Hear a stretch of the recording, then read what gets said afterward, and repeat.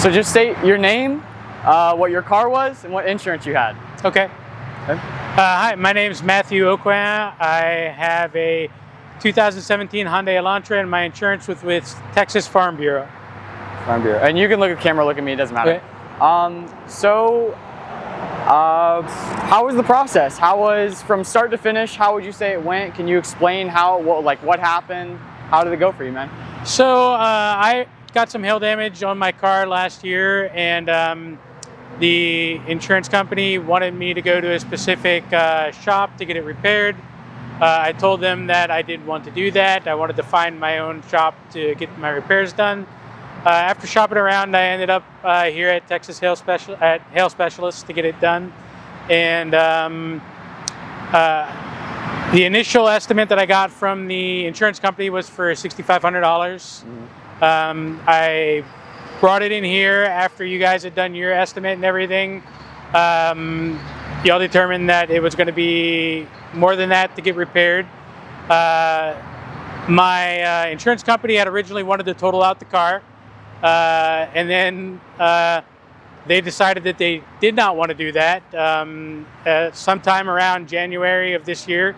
And I didn't find out about that until my bank called me and said, "Hey, did you know that your insurance company wanted to total out your car?" Your insurance didn't tell you that at all? No, they didn't tell me that at all. How long after, from the point they said they were, did you ever know when they decided that?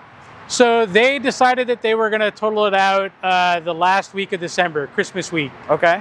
I found out that they were going to total it out in the first week of January. So it's 2 weeks of not knowing what was going on with your car. Yeah. It's in limbo. Yeah, exactly. You know, I, as far as I was concerned, it was just here waiting to get fixed. And then I started the process of buying a new car because my car was going to be totaled out. Yeah. And they then let me know that it wasn't going to be totaled out the day that I was signing paperwork to get a new car. So I was literally about to leave my apartment to drive to sign paperwork, and they called, my claims agent adjuster called me and said, "We're not going to total out your car." So so just a lot of wasted time. Yeah, a lot of wasted time. And so then there was a lot of back and forth between the adjuster and the shop here about how much they were willing to pay to get the work done. Eventually, I believe they settled on $9,000 was what the insurance was willing to pay out. And I was not willing to have that much money not paid on my claim that I'd be on the hook for. Do you know about how much our estimate was? I believe the total estimate was around $17,000, maybe just a tad more than that. Yeah. And so I wasn't sure what to do, and you guys let me know about the fact that the appraisal clause existed. You had some great literature at your front desk, which I took home and read, and ended up contacting an appraiser and invoking the appraisal clause in my insurance contract. Yeah. That was at the mid-May part, about May 15th. I invoked that clause with the insurance company. And then it took about 2 months for that to get resolved with the insurance company. And they came back with a settlement for $16,000. So about $7,000 more than what they were willing to pay originally. So there's a difference between what they're willing and what's owed, right? Exactly, yes. Yeah. When I was talking to my appraiser, they let me know that industry-wide that they are habitually undercharging or on these or underpaying on claims, and that my particular insurance company, who I'm no longer with, Texas Farm Bureau, is one of the chief offenders, that they usually undercharge by 40 to 50% of what is owed. So, yeah. Do you kind of wish that, I don't know, like how do you find that out until you're in the situation with that? Yeah, it's crazy. I didn't even know that this clause was in my insurance contract. I mean, maybe I should read that thing a little better, but I wish that information was a little more readily available out there, so people know what their rights are, and that they don't have to be left on the hook for things that they shouldn't be paying for. How does it, like, as a person, how does it make you feel that you had a contract with this insurance company that you paid on every month, and then it comes time, the one time you make a claim for it, they don't want to pay up?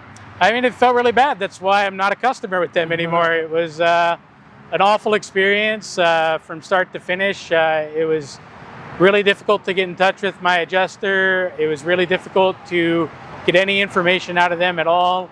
It seemed like for them, everything was about the bottom line, paying the least that they possibly could, and that's really all they cared about. So it was a very, very difficult situation. Do you have any idea why? Like I said, I think it's just about the bottom line for them. It's just about profit margins. Yeah, it's about profit margins, them wanting to pay the least that they can. I know that the hail event in Austin last year was huge, so they probably had a ton of claims to pay out. So they're betting that most people won't go the extra steps they need to find out what they need to find out so that their full claim can be paid. So it felt like, you know, they kind of had profits and loss mitigation at heart and not repairing your car how it should have been repaired. Yeah, 100%. It really felt like they didn't care about me at all. They only cared about what was the number on the check. the number on the check that they were going to be sending out. Yeah. Did they ever explain to you what they wouldn't pay for? Why $17,000 was so ridiculous? No. I asked that question a number of times, but I never got a clear answer on it. They just to this day I don't know. They never told me why they weren't willing to pay that extra money. If a neutral appraiser and arbiter came to an agreement for $7,000 more than what they were willing to pay, then obviously that was a justified bill. So I don't know what it was that they were trying to stand on for not paying it. How did you feel about us as a company before hearing we had a $17,000 estimate, and then after, when it turns out, yeah, we were owed $16,000? It gave me a higher opinion because going through the process, honestly, it was a little bit of a pox on both your houses because, it was going very slowly. All of this stuff was happening and, I didn't know what was going on. And once the appraisal process happened and I got the information that I needed and saw that it was a justified amount that you guys were charging, that makes me feel a lot better about where I brought the vehicle to get fixed. And then on your repairs, I asked you this off camera, but how did you like the repairs? The repairs were great. No issues on that front at all. Everything that needed to be fixed was fixed. It was excellent job on that front. I think you guys did a really good repair job. Thank you for that, man. I guess my last question is like, how did this feel from an outside perspective? I'm sure you don't know too much about cars, too much about insurance. Mm-hmm. From just an outsider looking in, how does this all look to you? It was a very convoluted and complicated process that I wish that I had known more information going in. This is the first time I've ever had to file a claim on my own with the insurance company for anything. I've had a few accidents in the past, but never at fault. So it's always been somebody else's insurance company that's dealing with all of that stuff. So if I had known going in what I know coming out of the process, I would have done a lot of things differently. I probably would not have accepted the first check that they offered me. I would have just brought it to a shop first, let them look at it, come up with their own estimates. So I think a big part of the holdup was the fact that I had accepted that $6,500 check from the insurance company when they first had done their appraisal, because silly me, I thought that was exactly what it would cost to get it fixed. Yeah. So I probably would have said, no, we'll hold off on the check. I'm going to bring it somewhere else, get an appraisal done by the shop I'm going to get it fixed at, and let the shop deal with the insurance so that I don't have to. Yeah. So there's just a lot of things that I didn't know going in that if I ever have to do it again, I will know for the next time. Yeah. And then how has your opinion changed on Texas Farm Bureau? I know you said you're not a customer anymore, but your opinion on them as a multi-billion-dollar insurance company, how has that changed now? I mean, it was, I always think that there's people who care about their customers in any business, and you just assume that you're going to run into some of those people when you need their services. And as paying my policy up front every 6 months, I'm giving them a lump sum of money, and them never once seeming to care about me or what I was going through as a customer really turned me off to them. Like we mentioned, it was enough for me to not do business with them any longer. Yeah. So yeah, that's how I feel. I felt that they really didn't care about me as a customer, and that it was better for me to do business with somebody else. All right. And then same question, but for hail specialists, how did you feel at the beginning and now? I mean, at the beginning, I felt great because you had some good reviews online. I really wanted to bring my car here to get the repairs done.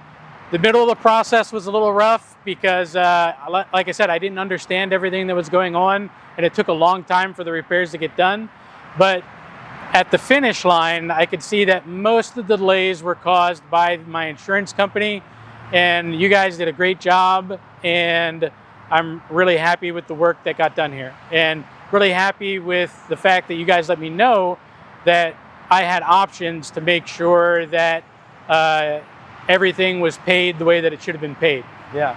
And then how much did you have to come out of pocket for this entire ordeal? $0, none. That's nice, man. Which is amazing. You guys were awesome about that from the get-go, letting me know that I would have 0 out-of-pocket costs once everything was taken care of. So, and that's the way it turned out. So.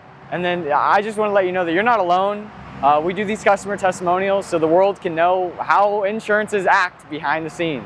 So is there anything you just want to say to people with insurance? I would say make sure you read your contracts, know what clauses you have, what your rights are. I will say that I got some great information from the Texas Department of Insurance along the way as well. Know what your resources are to find out what you can do and what you're responsible for and what your insurance company is responsible for and what the body shop's responsible for.